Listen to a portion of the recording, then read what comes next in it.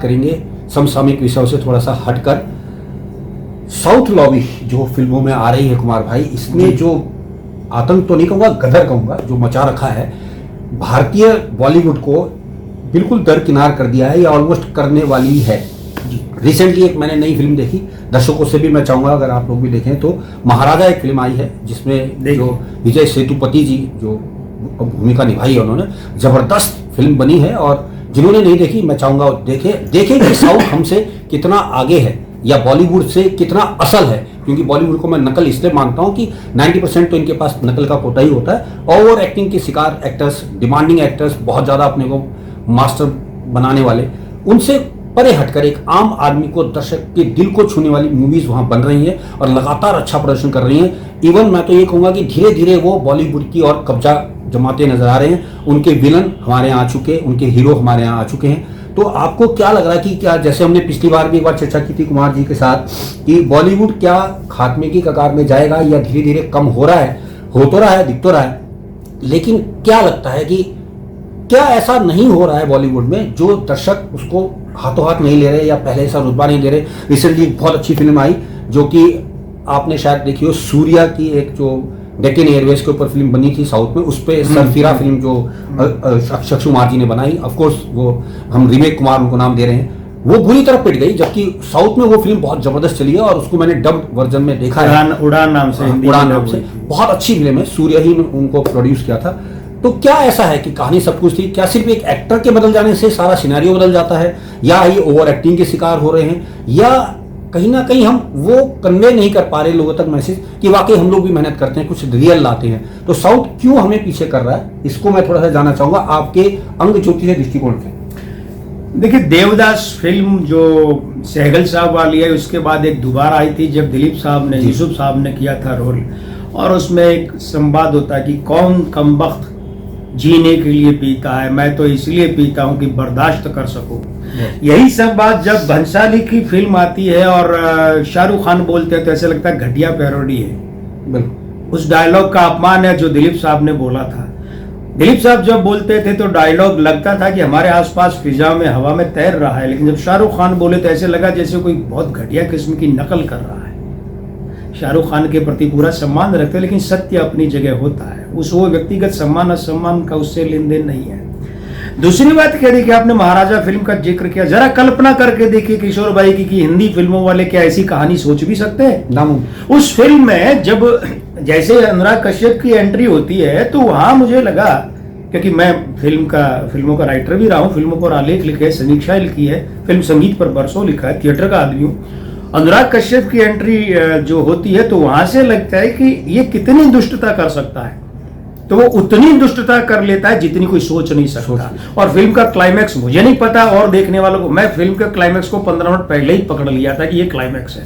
खैर वो एक अपने मेरे फिल्म का बैकग्राउंड है, इसीलिए अलग बात है, लेकिन ध्यान दीजिएगा मैं बात करूं कि क्या हिंदी फिल्मों वाले ऐसी कहानी सोच भी सकते। और एक और बात है, मलयालम में अभी एक फिल्म ने जबरदस्त रिकॉर्ड तोड़े, ममूटी की फिल्म ने, ब्रह्मयुगम जी, गजब। मतलब उस फिल्म में शुरू में जाकर के 4 आदमी होते हैं, बाकी पूरी फिल्म 3 लोगों पर निकलती है। पूरी फिल्म कोई सेट वेट नहीं, सिर्फ जंगल में जाकर शूट किया हुआ मामला, और फिल्म गजब की।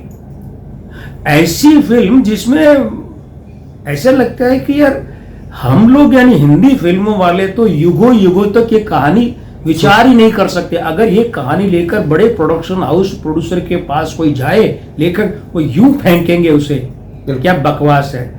हमारे यहाँ तो इनको देखिए, होमोसेक्सुअल फिल्में, हिजड़ों जैसी फिल्में बनाने, नकली कॉमेडियां बनाने में, गे लेस्बियन बनाने में, है ना, और जरूर से ज्यादा नंगई दिखाने में, नंगा पुंगापन दिखाने, इससे ही फुर्सत नहीं है। हमारे यहाँ नेपोटिज्म से फुर्सत नहीं है कि अनन्या पांडे जैसे ऐसे लोगों को भी ले लेते हैं कि जिन बेचारों को ढंग से मुस्कुराना भी नहीं आता। तो ये सबसे बड़ा। दूसरा क्या है, सबसे बड़ी बात तो कहानी है ना, क्योंकि फिल्मों का आदमी इसलिए 2 मिनट बोल रहा हूँ इस पर, फिर ज्योतिष पर भी आऊंगा। कहानी है, कहानी, वहां कहानी हीरो होती है, यहाँ हीरो के हिसाब से कहानी लिखी जाती है। यह फिल्में असेंबल होती है। आप वीएफएक्स वाले हैं, मैंने आपको ठेका दे दिया, आप इतना ये कर लो, डांस वाले को दे दिया भाई 4 डांस डाल देना, फाइट वाले को जोर क्या रखते हैं फाइट सीन और वीएफएक्स पर।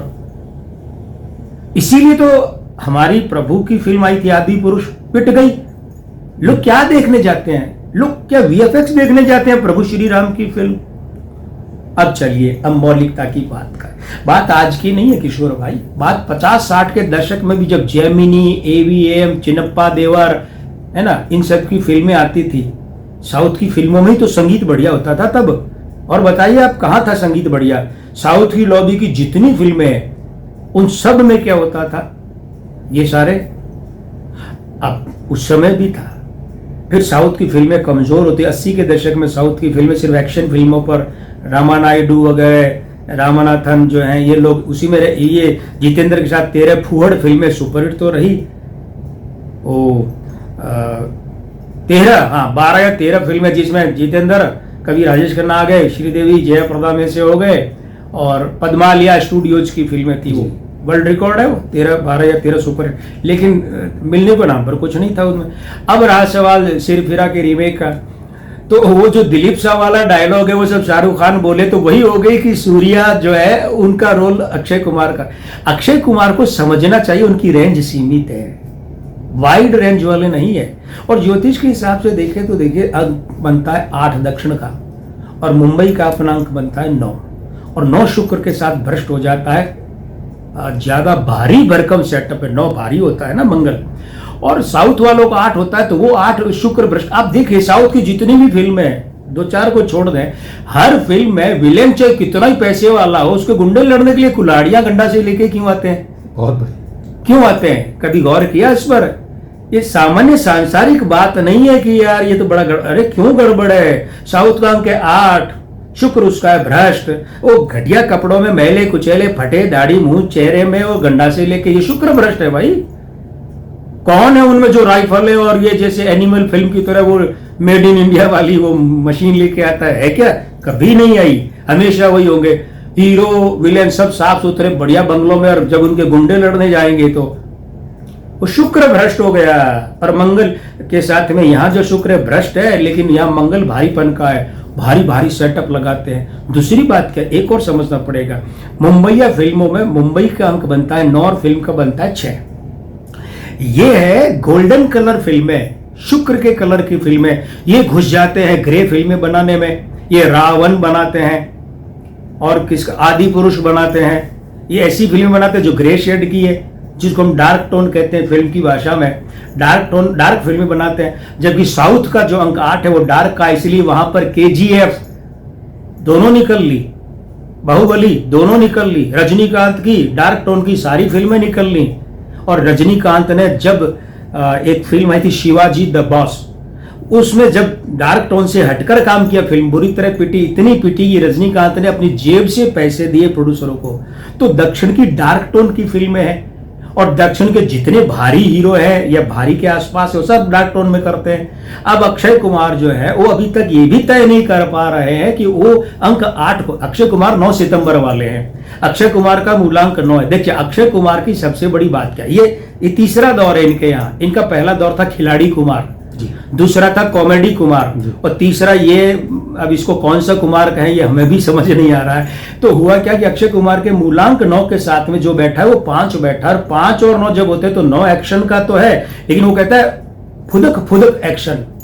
5 का अंक टिकता नहीं है, उछल कर एक्शन। तो आप देखिए खिलाड़ी कुमार में भाई जो अंडरटेकर के साथ थे, हेलीकॉप्टर हवाई जहाज पर चढ़ लिए, फलाना ढिकाना जो भी हो, खूब चले ना।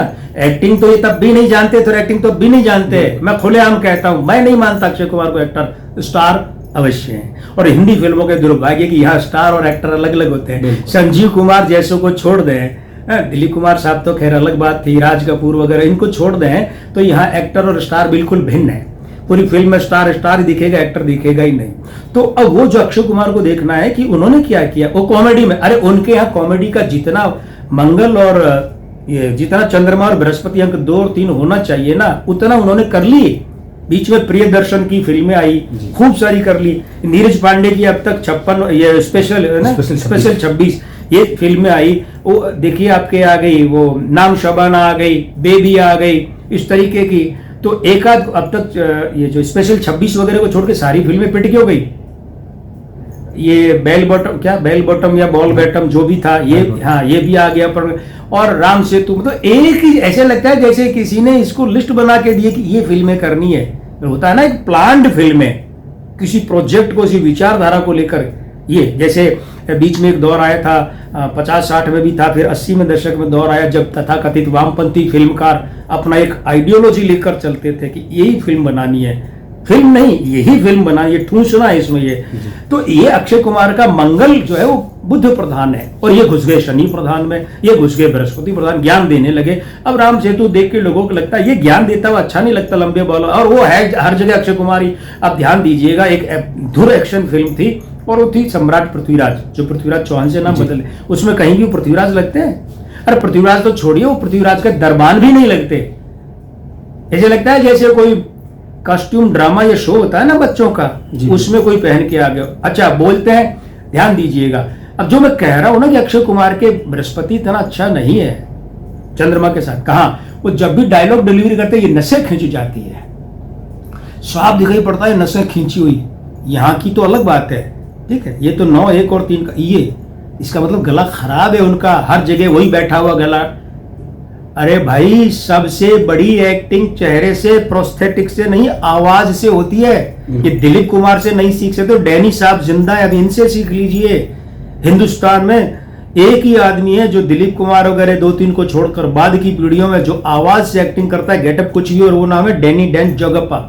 उनसे ही सीख लेते। आवाज आपकी है नहीं, बृहस्पति आपका खराब है, चंद्रमा आपका खराब है। अब कॉमेडी में, अच्छा जितनी कॉमेडी फिल्म की सब मल्टी स्टारर है, बिल्कुल कोई अकेले इन पे टिक नहीं। मल्टी स्टार में क्या होता है, आपने गलत किया, मेरी एक्टिंग में पैबंद लगा दिया, मेरी एक्टिंग में गलती हुई, किसी और ने पैबंद, फिल्म हो हल्ले शोर शराबे में बड़ी बारात की तरह निकल जाती है।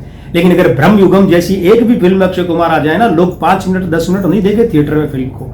तो ये क्या होता है, सितारों को, अक्षय कुमार का उदाहरण लिया कि 9-5 वाले हैं तो 2-3 कैसे हो अंक, क्योंकि मूल रूप से तो, और अंग ज्योतिष में साथ में लेते ही चल रहा हूं कि ये यहाँ से बृहस्पति, और जिस आदमी के बोलते समय गले की ये नसें खींची दिखाई दे, समझ लीजिएगा उस आदमी के साथ क्या है, उसके साथ ये है कि उसका बृहस्पति और उसका चंद्रमा खराब है। और एक उदाहरण लीजिए, विनोद खन्ना। इसलिए विनोद खन्ना पूरी जिंदगी एक ही जैसी वॉइस में, डायलॉग ऊपर नीचे, एक्टर अच्छे थे लेकिन डायलॉग डिलीवरी में उनके एक ही आवाज, एक ही टोन, एक ही सुर बोलता था। तो इसीलिए दक्षिण भारतीय फिल्में हावी पड़ रही है। अब एक प्रश्न ये भी उठ सकता है, कब तक जी ये आजीवन चला नहीं, आजीवन चलेगा नहीं। और ये हावी वाली बात को, मैं इस कॉन्सेप्ट को स्वीकार ही नहीं करता। मैं तो ये कहता हूं कि वो फिल्में चल रही है या नहीं चल रही है, आपको किसी ने रोका है क्या? आप पैन इंडिया, अब देखिए इस बात को ये समझिए कि एक फिल्म आई थी जिसने हिंदुस्तान का नाम कर दिया, RRR। जी बिल्कुल। और मैं उसके गाने को नाटू नाटू के मिले हुए ऑस्कर को ऑस्कर मानता हूं। AR रहमान के ऑस्कर को मैं ऑस्कर नहीं मानता, क्योंकि वो तो डेविड एक अंग्रेज था, डायरेक्टर इसलिए मिल गई, वरना उस गाने में ऐसा कुछ नहीं है, मौलिकता कुछ नहीं। ये गाना तो सुभाष घई की फिल्म थी, वीर उसके लिए, वीर थी, युवराज थी, युवराज उसके लिए बनाया गया था। और साधारण, अच्छा ये गाना जो है वो उससे, ये गाना पूरा का पूरा जो सुभाष घई की एक फिल्म है, उस गाने के बोल में यहाँ ले नहीं सकता, उसकी इंटरल्यूड से प्रभावित है। एक दूसरी बात यह कि अब आप देखिए उसमें क्या है, इतनी बड़ी फिल्म, कितनी अच्छी कास्ट, उसमें एक मखमल में टाट का पैबंद लगती है आलिया भट्ट, उसमें इतना वो रोल कोई भी कर सकती थी, जरूरत है एक्स्ट्रा। लेकिन हुआ क्या कि करण जौहर उस फिल्म में जुड़े थे प्रोडक्शन में, पैसे का मामला था तो उनके कहने से दे दिया होगा राजामौली छोटा सा रोल। और ये नेपोटिज्म के तो ये बड़े मरीज हैं, करण जौहर जैसे बीमार हैं बहुत बड़े, और वो मरा हुआ जो रोल था करण जौहर के कहने से राजामौली ने सोचा क्या फर्क पड़ता है, इस रोल को कोई भी कर लेता है, एक्स्ट्रा का रोल है, इंपॉर्टेंस। तो पैन इंडिया कोई ऐसे थोड़ी होती है भाई, पैन इंडिया फिल्म बनानी आपको। वरना 80 के दशक में कुछ दक्षिण भारतीय थे ना अभिनेता, रजनीकांत आए चले गए, कमल हसन आए चले गए, और पैन इंडिया के नाम पर वही आपकी इंडियन 2 पिट क्यों जाती है फिर? बिल्कुल, दक्षिण की सारी फिल्में नहीं चलती है, और इधर की मुंजिया चल ली ना, कितने छोटे बजट की। और मुंजिया में तो जो भूत प्रेत बताते हो तो AI से बनाया है, कोई आदमी तो है ही नहीं। तो सोचिए तकनीक के स्तर पर, इसीलिए ये होता है। तो महाराजा दक्षिण की चली, ब्रह्मयुगम चली, अब यहाँ कौन सी फिल्म चले? यहाँ तो पहले स्टार फाइनल होते हैं, फिर फिल्मों की स्क्रिप्ट लिखी जाती है, कहानी खोज की जाती है, और उसके बाद तो अंक 9, अब अगला 2025 आ रहा है, अंक 9 2025 मुंबई का अंक है, लेकिन शुक्र खराब है। तो इसका मतलब ये हुआ कि ऐसी फिल्में, जिन फिल्मों की स्टोरी में शुक्र खराब है, पात्रों का, कथानक का, नायक नायिका का। मुझे लगता है बल्कि 3 फिल्में, क्योंकि अंक 9 का जो सबसे प्रिय मित्र है वो 3 है, तो मुझे लगता है 3 फिल्में अच्छी सफलता 2025 में। मुंबईया फिल्में, हिंदी फिल्में, डब्ड नहीं। हाँ, वो हिंदी फिल्म अगर एट द सेट, अभी जैसे हिंदी में डायलॉग बोले हट गए, अब तमिल में बोले हट गए, वो डब्ड नहीं। वो फिल्में कम से कम 3 फिल्में 2025 में अच्छी चलेंगी, लेकिन चलेंगी उन लोगों की नहीं कि जो रूटीन की बना रहे हैं। आपको लगेगा कि ये फिल्म मतलब मुंबईया उद्योग वापस आ रहा है, ऐसी दिखने वाली फिल्में चलेंगी। और भविष्य तो देखिए, कलकत्ता में आज़ादी के वक्त बाद में तकरीबन 65-66 तक हिंदी फिल्में बनती थी, बंगला थिएटर के लिए हिंदी फिल्में, लेकिन उसके बाद में वहाँ हिंदी फिल्में बननी बंद हो गई। अब यहाँ मराठी फिल्में इतनी नहीं है कि हिंदी फिल्में बंद हो जाए और मराठी फिल्मों के दम पर ही चले, तो इसलिए वो बात तो नहीं है। बॉलीवुड मैं ये नाम पसंद नहीं करता, लेकिन हिंदी फिल्म उद्योग खत्म तो कभी नहीं होगा। हाँ, रहा सवाल कि ऊपर नीचे का, तो भाई अब ये तो देखिए, तांगा उसी दिशा में चलेगा जिस दिशा में तांगे वाला चलाएगा, न कि घोड़े चलेंगे। घोड़े हैं स्टार और प्रोड्यूसर डायरेक्टर तांगे वाले हैं, उन्हें चेतना पड़ेगा। पर 2025 9 का अंक है। ये एक्शन फिल्में, भारी फिल्में, अचानक चेंज जो स्टोरी में आता है, वैसी फिल्मों के चलने के लिए बड़ा अच्छा वर्ष है। और मुझे लगता है लगभग 3 फिल्में बड़ी सफलता हिंदी फिल्में पा सकती है, दक्षिण की डब फिल्मों के अलावा। तो दोस्तों, ये थे कुमार गणेश और आपने सुना उनका ज्योतिष समागम चर्चा, जिसमें हमने फिल्मों से लेकर राजनीति जगत, भारत और केजरीवाल सबकी बात की है। अगले किसी और अंक में ऐसी ही जानकारी आपको देते रहेंगे, तो जुड़े रहिएगा हमारे इस मंच से, जो कि है किशोर एस्ट्रोलॉजी। आप सबने हमें सुना, आप सबका धन्यवाद। नमस्कार। जय श्री राम।